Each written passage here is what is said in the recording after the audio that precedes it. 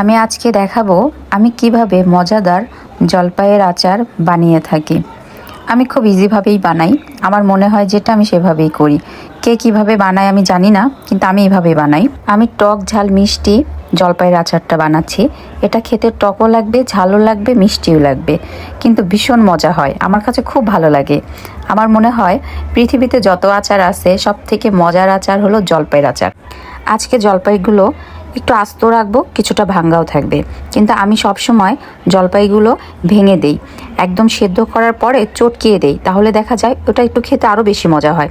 আর এটা একটু টক টক থেকে যাবে, কেননা এটার মধ্যে চিনি যাবে না। তো অনেকে আছে গুড় দিয়ে বানায়, কিন্তু আমি গুড় দিয়ে বানাই না, আমি চিনি দিয়ে বানাই। চিনিরটাও মজা হয় অনেক। যারা গুড় দিয়ে বানায় গুড়েরটার টেস্ট অন্যরকম হয়, চিনিরটার টেস্ট অন্যরকম, দুইটা ভিন্ন ভিন্ন টেস্ট। কিন্তু আমার কাছে মনে হয়েছে এই চিনির আচারটাই মজা বেশি। আমি বেশিরভাগ আচারগুলো চিনি দিয়েই করে থাকি, আমি গুড় দেই না। গুড়ের ক্ষেত্রে মনে হয় কি গুড়টা শুধু পিঠার জন্যেই ঠিক, আচারের জন্য না। এটা আমার মনে হয়, কার কি মনে হয় সেটা আমি জানি না, কিন্তু আমার এটা মনে হয় যে সবসময় আমি চিনি দিয়ে আচার বানালে ওটাই মজা লাগে বেশি, আর গুড় দিয়ে পিঠা বানালে পিঠা মজা লাগে বেশি। আপনি যখন পিঠাটা বানাবেন চিনি দিয়ে, তখন দেখবেন কি পিঠার আসল টেস্টটা পাবেন না। সেরকম আমার কাছেও মনে হয় আমি যদি আচারটা গুড় দিয়ে করি, ওই মনে হয় সেই মজাটা আর পাবো না। আচ্ছা যাই হোক, কেউ আবার খারাপ দিকে নেবেন না, ওটা আমার টেস্ট নিয়ে আমি বললাম আর কি। এখন আমি এটা চিনি দিচ্ছি, চিনি দিয়ে ভালো করে এটা মেল্ট করব। কিন্তু দেখা যায় কিছুটা ভেঙে যাবে, কিছুটা আস্ত থাকবে। তো আস্ত থাকাটা ওইটা টকটক লাগবে, আর যেটা ভেঙে গেছে ওইটা মিষ্টি লাগবে। এই দুটা মিলেই আমার কাছে ভীষণ মজা লাগে এই আচারটা।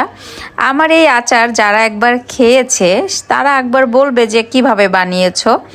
তো এর অনেক আগে আমাকে বলতো যে ভাবি কিভাবে বানিয়েছেন, আপু কিভাবে বানিয়েছেন, একবার বলবেন চিনি দিয়ে কি আচার এভাবে করা যায় নাকি।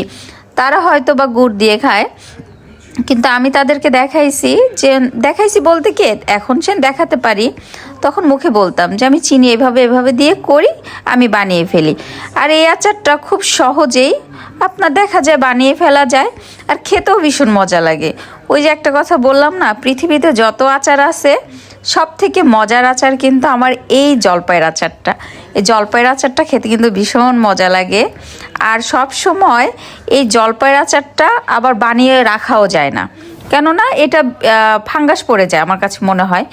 আমি যেভাবেই রাখি না কেন আমি ওইভাবে রাখতে পারি না। ভিনেগার দেই, রোদে রাখি, তারপরও মনে হয় যে ফাঙ্গাস পড়ে যায়।